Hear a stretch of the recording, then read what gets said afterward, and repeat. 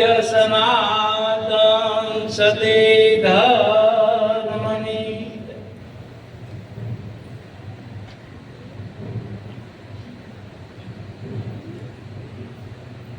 તો પ્રથમ નમો ગુરુદેવને કે જેણે આપ્યું નિજ જ્ઞાન જ્ઞાને ગોવિંદ ઓળખ્યા ટળી ગયું દે તણુ અભિમાન તો તત્વસાર ત્રિલોકમાં અને ગુરુ ગોવિંદ એક રૂપ આદ અંત મધ્ય એક છે હરિ ગુરુ સંત સ્વરૂપ તો નામ લિયા એને સબ કુશ લિયા અને સબ શાસ્ત્ર કા વેદ બિના નામ નર નર કે ગયા પડ પડ સારો વેદ તો વેદ થકે બ્રહ્મા થકે અને થકે શેષ મહે ગીતાજીમાં ગુરુ ગમ નહીં વહાં સદગુરુ કા ઉપદેશ સદગુરુ મહારાજ કી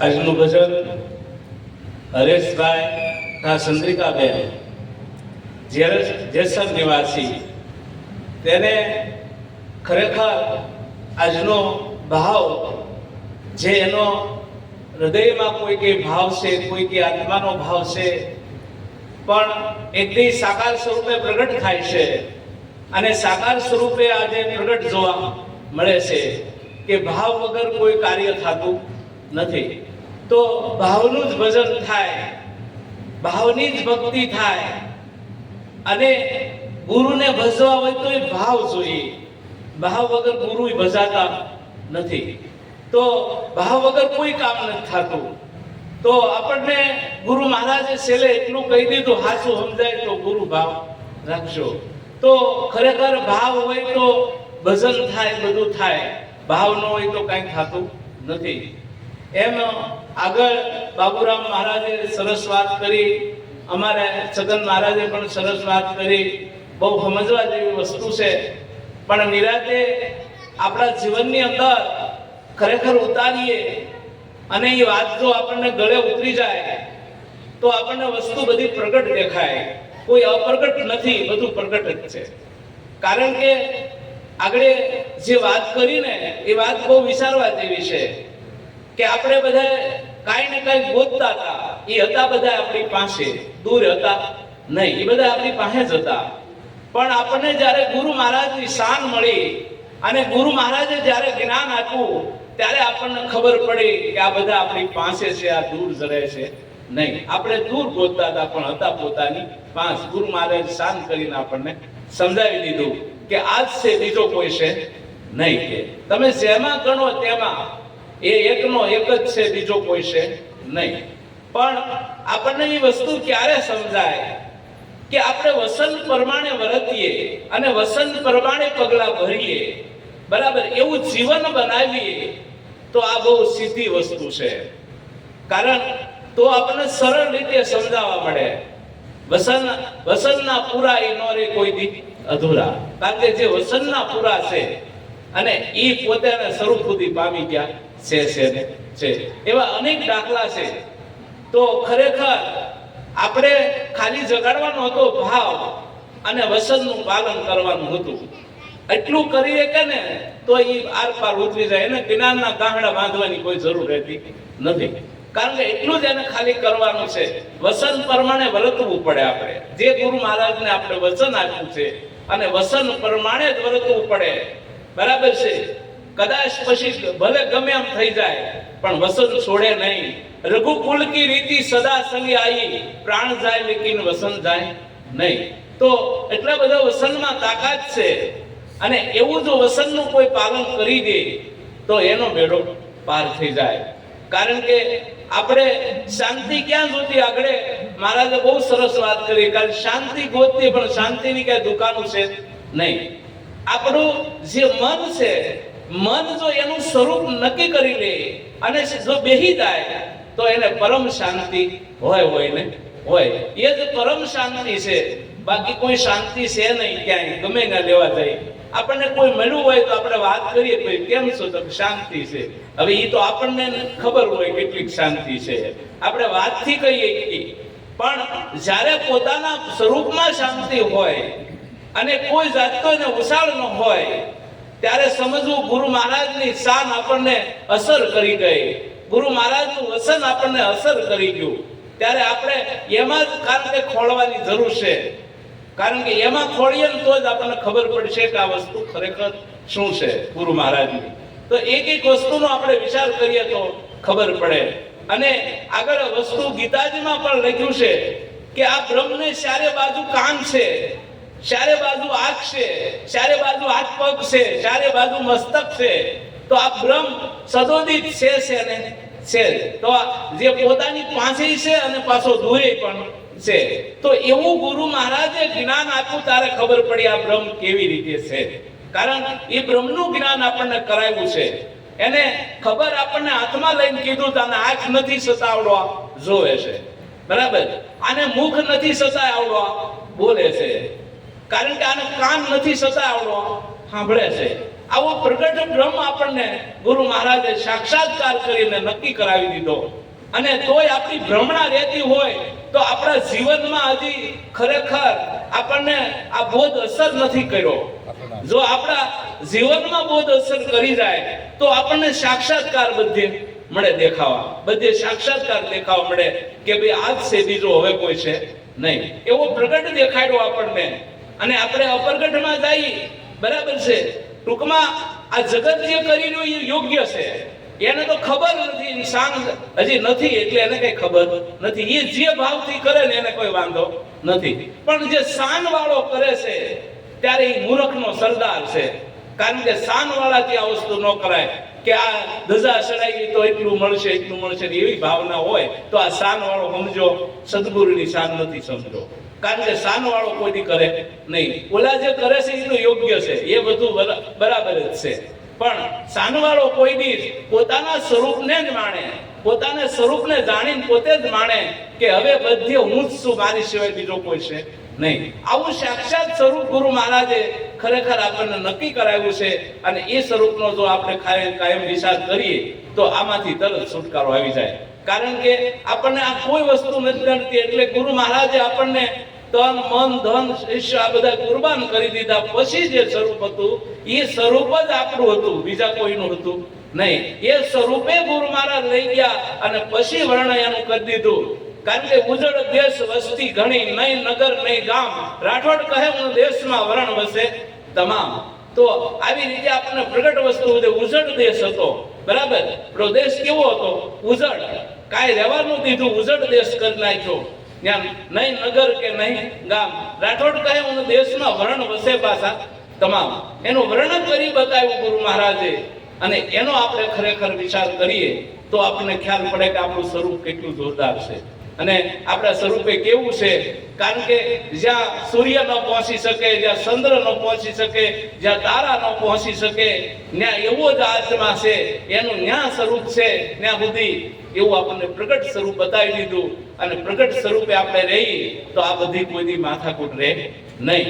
પણ ગુરુ મહારાજના શબ્દ સામે જો સુરતા બરાબર લાગેલી હોય અને ગુરુ મહારાજનો એક એક શબ્દ જો ઘોળી ઘોળીને સુરતા પીતી હોય તો એ સુરતાને એનું સ્વરૂપ ઉજ્જવળ થઈ જાય અને સુરતાને તરત સમકારો થઈ જાય. કારણ કે આપણે સંતો વારા ઘડીએ કહે છે ટાવડું ઘોડું હોય ને એ ખદ વધારે લે, બરાબર. એ નૈયા પગ પસાડે, જેને ઘોડા ખાઈ એને ખબર હોય, બરાબર. નૈયા પગ પસાડે એટલે પેટમાં દુખાવો થઈ જાય.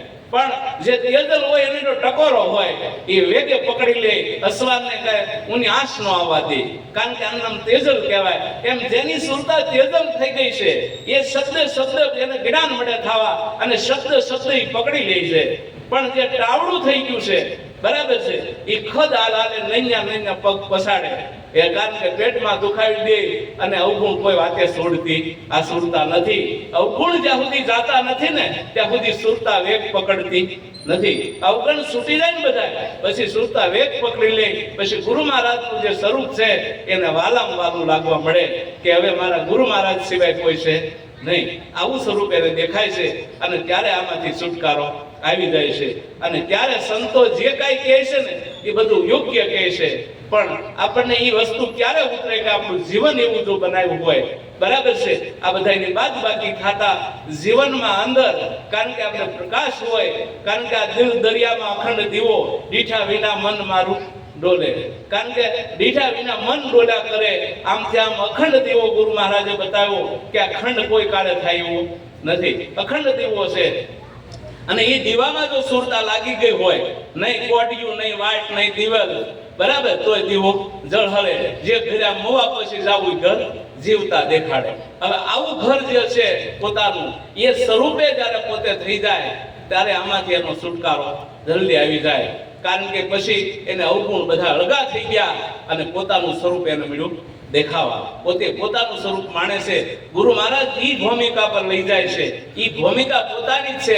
કારણ કે ગમે ત્યાંથી જ્ઞાન લ્યો, ગમે એટલું કરો, આત્મા સિવાય કાંઈ છે નહીં. ગમે એટલું કપોળો, ગમે એટલા શાસ્ત્રો કપોળો, છેલ્લે આત્મા જ આવશે, આવશે ને આવશે. કારણ કે આત્મા સિવાય કાંઈ છે નહીં. ગમે નથી લો, આત્મા સિવાય કાંઈ નથી. બધા વાતો કરશે, ઘડીક શબ્દની કરશે, ઘડીક બોલી કરશે, છેલ્લે આત્મા ઉપર આવીને ઉભા રહેશે. ગમે હશે પછી તમે જોઈ લેજો, બરાબર. આત્મા સિવાય કાંઈ છે નહીં. બધા કે આથી ઊંચું જ્ઞાન છે, ઊંચું જ્ઞાન આવે કે આત્માથી ઊંચું જ્ઞાન આવે કે આ દુનિયાની અંદર? તો ઈ જ આત્મા આપણને ગુરુ મહારાજે ઓળખાયો છે. એનાથી ઊંચું કોઈ જ્ઞાન જ નથી. પણ એકને યાદીમાં છે ને એકને યાદી નથી, બીજો કોઈ ફરક નથી. તો એવું જ આત્માનું જ્ઞાન છે. એનો આપણે કાયમ વિચાર કરીએ ને તો આપણને ખબર પડે કે આત્મા ખરેખર જેને માન્યો છે એની કલ્પના દૂર થઈ જાય. અને કલ્પના દૂર થઈ જાય પછી કલ્પના છે એ જ માયા છે. અને કલ્પના હટી જાય તો પોતાનું સ્વરૂપ દર્શાવવા મળે કે હું પોતે જ છું, હવે બીજો કોઈ છે નહીં. આનો સાક્ષાત્કાર થાય તો એ વસ્તુ એને મળે છે. મોહન મોરલી વાગે કે વનમાં, મોહન મોરલી વાગે, મોહન મોરલી વાગે કે વનમાં, મોહન મોરલી વાગે. ઊંઘ્યો તે નર ઊંઘે ગેરાણો, જાગ્યો તે નર જાગે. ઊંઘ્યો તે નર ઊંઘે ગેરાણો, જાગ્યો તે નર જાગે. સુણે તે નર સદાયને બેઠો, સુણે તે નર સદાયને બેઠો. ભાળે તે નર ભાગે કે વનમાં, મોહન મોરલી વાગે. ભાળે તે નર ભાગે કે વનમાં, મોહન મોરલી વાગે. શબ્દના સુરથી સુર સળિયું છે, ફેણ માંડી ફેણ્યા નાગે. શબ્દના સુરથી સુર સળિયું છે, ફેણ માંડી ફેણ્યા નાગે. ડંખ તેને દુખિયો બનાવે, ડંખ તેને દુખિયો બનાવે. પલઘડીમાં પ્રાણ ત્યાગે કે વનમાં, મોહન મોરલી વાગે. તારે કાયાનો કાયદો બાંજો, બાંજો કાસે ધાગે. તારે કાયાનો કાયદો બાંજો, બાંજો કાસા ધાગે. શેત શેતયા સોઘડિયું આવ્યું, શેત શેતયા સોઘડિયું આવ્યું. શું બેઠો સો બાગે કે વનમાં, મોહન મોરલી વાગે. શું બેઠો સો બાગે કે વનમાં, મોહન મોરલી વાગે. મન જાણે મન માસુબો, કાશી જાવા કાગે. મન જાણે કાશી જાવા કાગે. ઉઠીને છોડીને ક્યાં જવાનો પર્વત બાંધ્યો પાગે કે વનમાં મોહન મોરલી વાગે પર્વત બાંધ્યો પાગે કે વનમાં મોહન મોરલી વાગે મૂર્ખ્યો જાણે મેવારે મળશે મૂળતા પાસે માગે મૂર્ખ્યો જાણે મેવારે મળશે મૂળતા પાસે માગે અંધાને આંખે સુદે નહીં અંધાને આંખે સુદે નહીં સિમરાને શું લાગે કે વનમાં મોહન મોરલી વાગે સિમરાને શું લાગે કે વનમાં મોહન મોરલી વાગે સદગુરુ સૂરજ જે દેશ ઉગે અંધારા જાય આગે સદગુરુ સૂરજ જે દેશ ઉગે અંધારા જાય આગે અર્જુન આંખે સર્વે સુદે અર્જુન આંખે સર્વે સુદે રસ્તા સીધા લાગે કે વનમાં મોહન મોરલી વાગે રસ્તા સીધા લાગે કે વનમાં મોહન મોરલી વાગે જો મોહન મોરલી વાગે હવે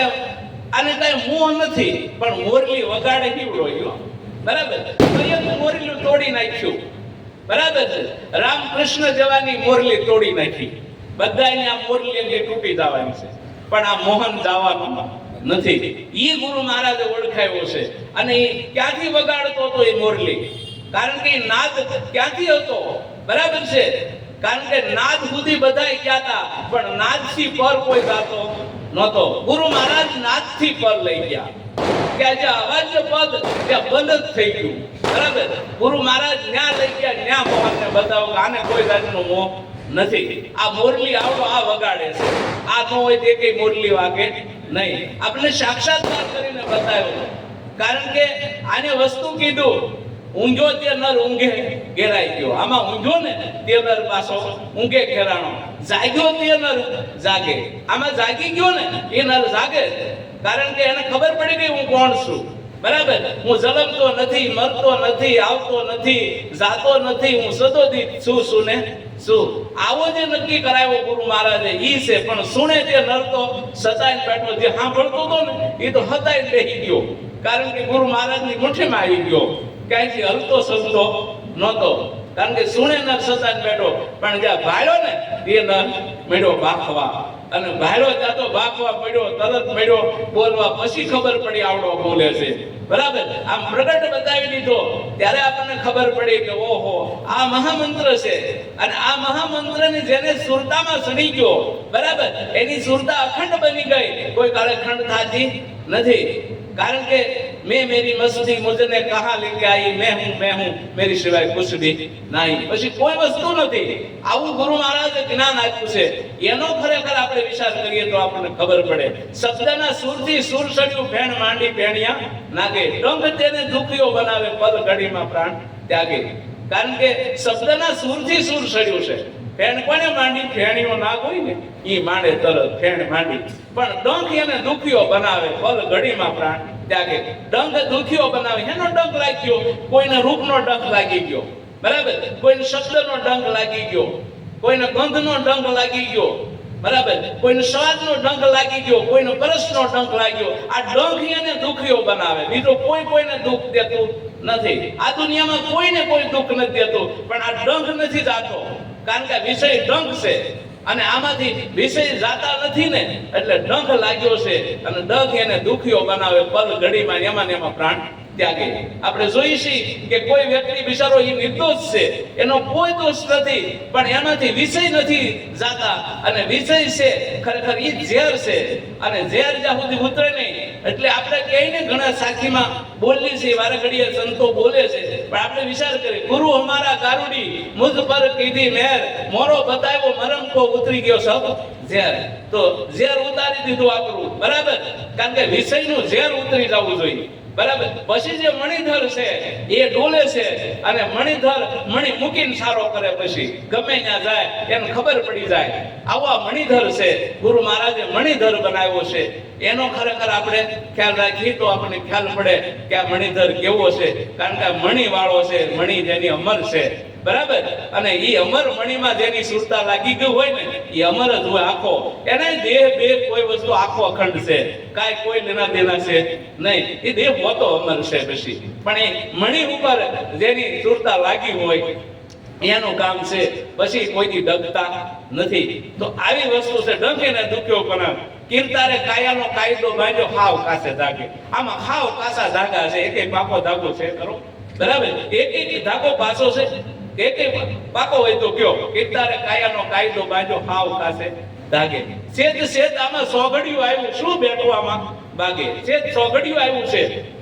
આપણે ઓલા પાનામાં સોગડિયા જોઈએ, એમાં નથી જોવાનું, આમાં જોવાનું છે, બરાબર. આ બધા સોગડિયા આમાંથી છે પાનામાં, કારણ કે સોગડિયા બધા આમાં આવવાના છે. સુખ સોગડિયું આમાં છે, લાભ સોગડિયું આમાં છે, અમૃત સોગડિયું પણ આમાં છે, અને આ બધા સોગડિયા સલ સોગડિયું પણ આમાં છે, અને રોગ સોગડિયું પણ આમાં છે, કાળ સોગડિયું પણ આમાં, બધા સોગડિયા આમાં છે. જે સોગડિયા શું બેઠો છો આમાં બાગે. આ બાગમાં એને એમ કે હું આ બધું મારું કરીને બેહી રહ્યો, આ બાગમાં બેહી ગયો, પણ મેળ પડવાનો નથી. જેને ગુરુની શાન લાગી ગઈ સદગુરુ મહારાજની, અને એ શાને ઈ વર્તે છે, પછી એને શાનનું પૂર્ણ ભાન રહે છે કે હવે જ્યાં જોઉં ત્યાં હું જ છું, મારી સિવાય બીજું કોઈ નથી. આવું સાક્ષાત સ્વરૂપ ધારણ કરી લે છે ત્યારે એ આ બધી માથાકૂટ્યામાંથી વહી જાય છે, પછી કોઈ માથાકૂટ રહેતી નથી. એટલે આ સંતોને બધી સાખીઓ છે, સાખીમાં આપણે સાખી મૂકી છે, વિચાર આપણે કરવાનો છે કે આમાં ખરેખર હું છે, બરાબર છે.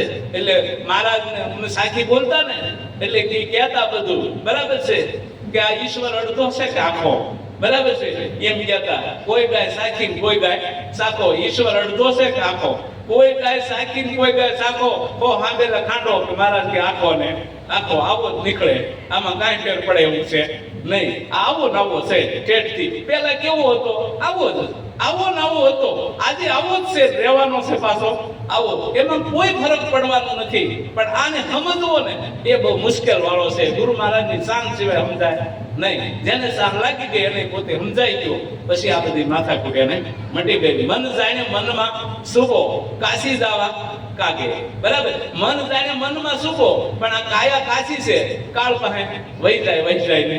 તમે ગમે એમ હાસવશો ને તોય જાય, ગમે એમ કરો. આપણે એમ કે ગાય પાસે સિંહ નો જાય, બરાબર, ગાયને આમથી આમ રાખી તોય ગાય સિંહ પાસે જાય, બરાબર. તમે ગમે એટલી કોશિશ કરો એમાં ખરેખર મજરો ગરીબનો વાદા છે, પણ એ તો જ્યાં ઊભો ને ઊભો. મન જાણે મનમાં સુખો, મનમાં કઈક સુવા હોય, બરાબર, કે મનમાં એમ થાય કે અમે કાંઈ થઈ ગયા, અમે કાંઈ સહી, બરાબર, મનમાં હોય બધું. પણ મન જે ગુરુ મહારાજનું થઈ ગયું છે, મન ગુરુ મહારાજને અર્પણ થઈ ગયું, ગુરુ મન અમન થઈ ગયું. અમન જેનું મન થઈ ગયું એને કલ્પના રહેતી નથી, એ પોતે સ્વયંભૂ છે. કારણ કે પછી કલ્પના નો રહે, કલ્પના બધી મટી જાય ત્યારે કહેવાય એનું સ્વરૂપ એને જાણી લીધું. કારણ કે ઉઠીને ક્યાં જવાનો, પર્વત બાંધ્યો પાગે. ઉઠીને ક્યાં જવાનો, આ પવનથી બાંધેલી છે પૂતળી, આ પર્વત જ બાંધ્યો આખો વાગે, બાંધી લીધો પવનથી.